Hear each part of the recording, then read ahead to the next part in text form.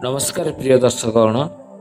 आज आम एक अत्यंत गुरुत्वपूर्ण विषय उपर आलोचना करने को जाऊँ, जहाँ कुंभ राशि जातक मानक पई विशेष उपयोगी विषयटी हूँ वास्तुशास्त्र एवं ज्योतिष शास्त्र अनुजाई कुंभ राशि लोक माने क्यों भूल कले घरे अशांति लगी रही है।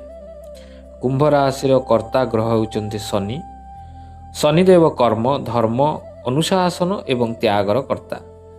जितेबाला कुंभ राशि जातक वास्तु और ज्योतिष नियमर उल्लंघन करती सेतेबेले घरे कली आर्थिक समस्या एवं मानसिक अशांति लगी रहे।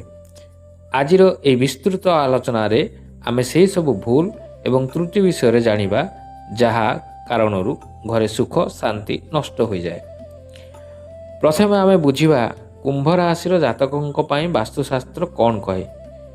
कुंभ राशि कर्ता शनि होइतिबारु एही राशि लोकमानक पाई पश्चिम एवं दक्षिण दिग सबुठारु शुभ, किंतु अनेक कुंभ राशि लोक ए दिग को अणदेखा करी पूर्व किंबा उत्तर दिगरे घर निर्माण करती, जहा शनिक शक्ति सहित मेल खाए नाही। पूर्व दिग सूर्यक दिग, जार शक्ति शनिक मंथर और धैर्यपूर्ण शक्ति सहित संघर्ष करिपारे। फलरे घरे सदस्य मानक मध्य मतामत कली एवं मानसिक चाप वृद्धि पाए। तेणु जड़े कुंभ राशि व्यक्ति जदि पूर्व मुह घरे रहती तेबे विशेष वास्तु उपचार करने आवश्यक, नचेत अशांति लगी रहे।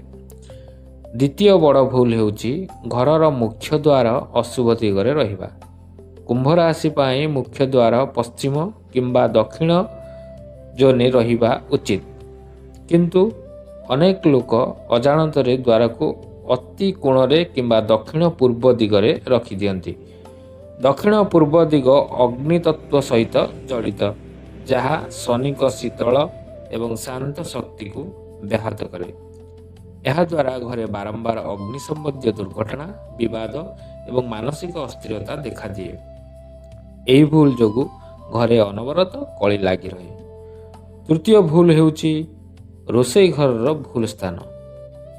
वास्तुशास्त्र अनुजाई रोषेई घर दक्षिण पूर्व कोण रहिबा उचित, किंतु कुंभ राशि जातक माने जदि रोषेई घर उत्तर किंबा उत्तर पूर्व कोण रखती तेबे यह दारुण अशांति सृष्टि करे। उत्तर पूर्व कोण जलतत्व सहित जड़ित एवं एठारे रोषेई घर थिबा अत्यंत अशुभ। यह द्वारा घरे सदस्यों स्वास्थ्य खराब हुए, आर्थिक समस्या बढ़े एवं पिलामानक सहित कली हुए।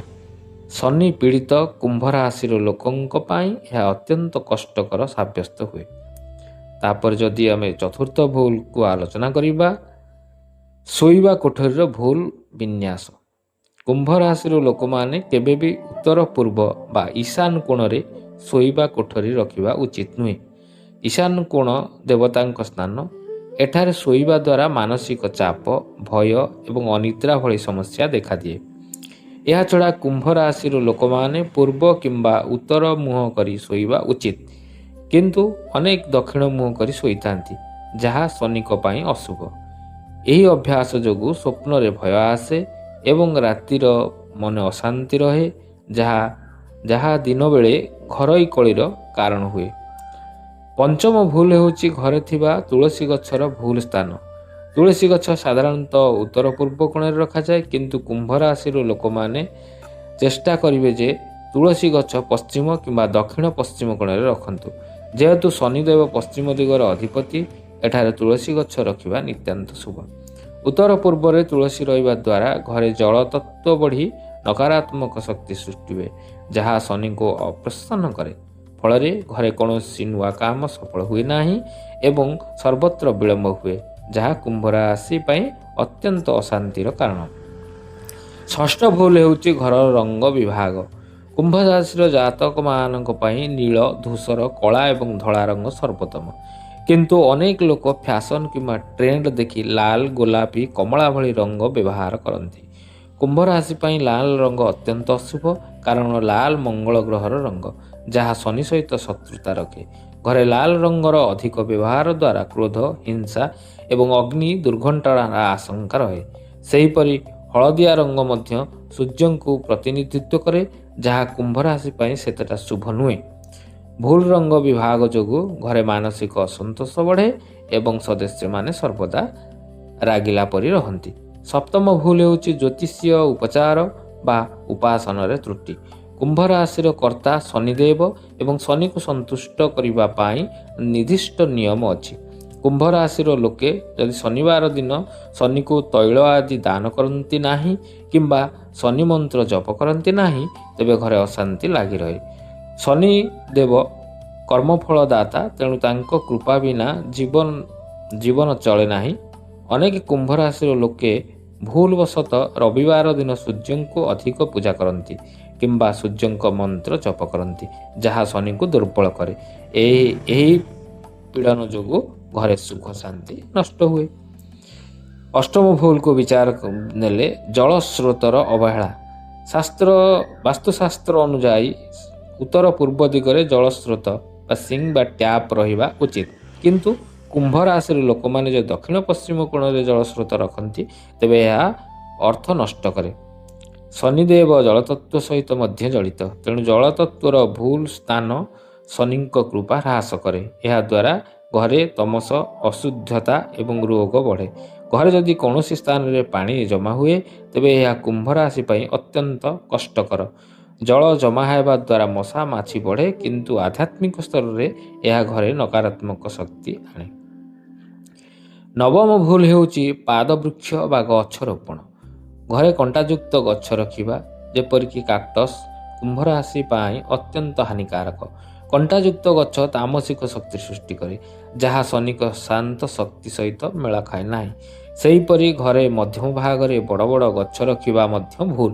ଏହା ଘରର ଶକ୍ତି ପ୍ରଭାବକୁ ଅବରୋଧ କରେ, ଯାହାଫଳରେ ଘରୋଇ ସଦସ୍ୟଙ୍କ ମଧ୍ୟରେ ଭୁଲ ବୁଝାମଣା ହୁଏ। କୁମ୍ଭ ରାଶିର ଲୋକେ ସର୍ବଦା ସବୁଜ ସୁଗନ୍ଧିତ ଫୁଲ ଗଛ ରଖିବା ଉଚିତ, ବିଶେଷ କରି ଚମ୍ପା ଓ ବେଲ ଫୁଲ। ଦଶମ ଭୁଲ ହେଉଛି ଘରେ ଭଗ୍ନ ସାମଗ୍ରୀ ରଖିବା। କୁମ୍ଭ ରାଶିର ଜାତକମାନେ ପ୍ରାୟତଃ ସେଣ୍ଟିମେଣ୍ଟାଲ ହୋଇ ଭଗ୍ନ ବାସନ, ଫାଟିଲଣା କାଚ କିମ୍ବା ନଷ୍ଟ ହୋଇଯାଇଥିବା ବସ୍ତୁ ଘରେ ରଖିଦିଅନ୍ତି। ଯଦି ଦେବଙ୍କୁ ପରିପୂର୍ଣ୍ଣତା, ସଫାସୁତୁରା ଏବଂ ଅନୁଶାସନ ପ୍ରିୟ ଘରେ ଭଗ୍ନ ସାମଗ୍ରୀ ରଖିବା ଦ୍ୱାରା ଘରେ ତାମସିକ ଶକ୍ତି ବଢ଼େ ଏବଂ କୁମ୍ଭ ରାଶିର ଜାତକ ମାନସିକ ସ୍ଥିତି ଖରାପ ହୁଏ। ଏହାଦ୍ୱାରା ଘରେ ସବୁବେଳେ ଅସନ୍ତୋଷ ରହେ। ଏକାଦଶ ଭୁଲ ହେଉଛି ବିଦ୍ୟୁତ ଉପକରଣରେ ଭୁଲ ବିନ୍ୟାସ। ଘରେ ଟେଲିଭିଜନ, ଫ୍ରିଜ୍, କମ୍ପ୍ୟୁଟର ଆଦି ଦକ୍ଷିଣ ପଶ୍ଚିମ କୋଣରେ ରଖିବା ଉଚିତ, କିନ୍ତୁ ଅନେକ ଏଗୁଡ଼ିକ ଉତ୍ତର ପୂର୍ବ କୋଣରେ ରଖିଦିଅନ୍ତି। ଉତ୍ତର ପୂର୍ବରେ ବିଦ୍ୟୁତ ଉପକରଣ ରଖିବା ଦ୍ୱାରା ଘରର ଶାନ୍ତି ନଷ୍ଟ ହୁଏ ଏବଂ ଶନିଦେବ ଅପ୍ରସନ୍ନ ହୁଅନ୍ତି। ବିଶେଷ କରି ଶୋଇବା କୋଠରୀରେ ଟିଭି ରଖିବା କୁମ୍ଭ ରାଶି ପାଇଁ ଅତ୍ୟନ୍ତ ହାନିକାରକ, ଯାହା ଦାମ୍ପତ୍ୟ ଜୀବନରେ ଅନ୍ତର ସୃଷ୍ଟି କରେ। ଦ୍ୱାଦଶ ଭୁଲ ହେଉଛି ଘରେ ତୀକ୍ଷ୍ଣ ବସ୍ତୁ ତଥା ଚକୁ, କତୁରୀ, କଞ୍ଚା ଖୋଲା ରଖିବା। କୁମ୍ଭ ରାଶିର କର୍ତ୍ତା ଶନି ଏବଂ ତୀକ୍ଷ୍ଣ ବସ୍ତୁ ଲହୁ ଓ ହିଂସା ସୂଚିତ କରେ।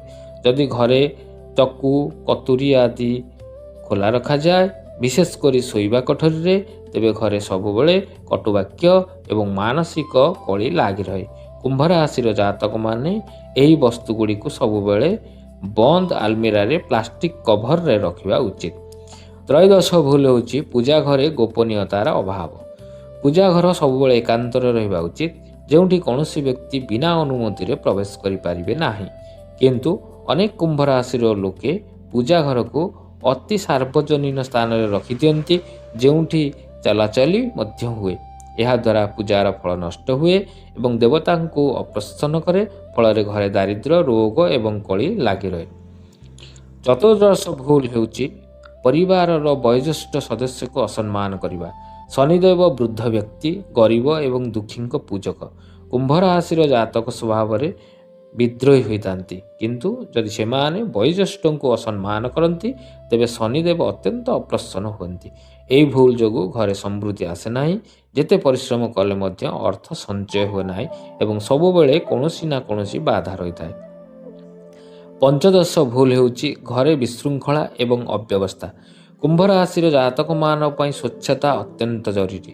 ଶନିଦେବ ସ୍ୱଚ୍ଛତା, ଅନୁଶାସନ ଏବଂ ସଂଗଠନର ପୂଜକ। ଘରେ ଯଦି କୌଣସି କାରଣରୁ କଳା ଗୋବର ମାଟି କିମ୍ବା ଜୀର୍ଣ୍ଣ ବସ୍ତୁ ଜମା ହୁଏ ତେବେ ଶନି ଦେବତାଙ୍କର କୃପା ହ୍ରାସ ପାଏ। ଅନ୍ୟାନ୍ୟ ରାଶି ଅପେକ୍ଷା କୁମ୍ଭ ରାଶିକୁ ଏହି ଭୁଲ ଅଧିକ କଷ୍ଟ ଦିଏ। ଘରେ ସପ୍ତାହକୁ ଥରେ ଗଙ୍ଗା ଜଳ ଛିଟିକି ଭବିଷ୍ୟତ ପୂର୍ଣ୍ଣ ସଫେଇ କରିବା ଜରୁରୀ। 16 ଭୁଲ ହେଉଛି ନିଜ ରାଶିର ରତ୍ନ ନ ପିନ୍ଧିବା।